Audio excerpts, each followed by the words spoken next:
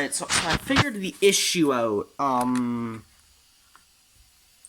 This is not supposed to not turn.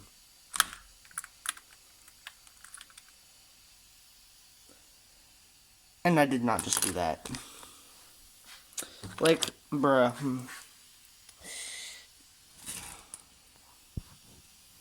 This is not supposed to be, friction welded to, this piece.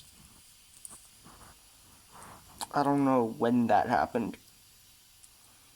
How fun.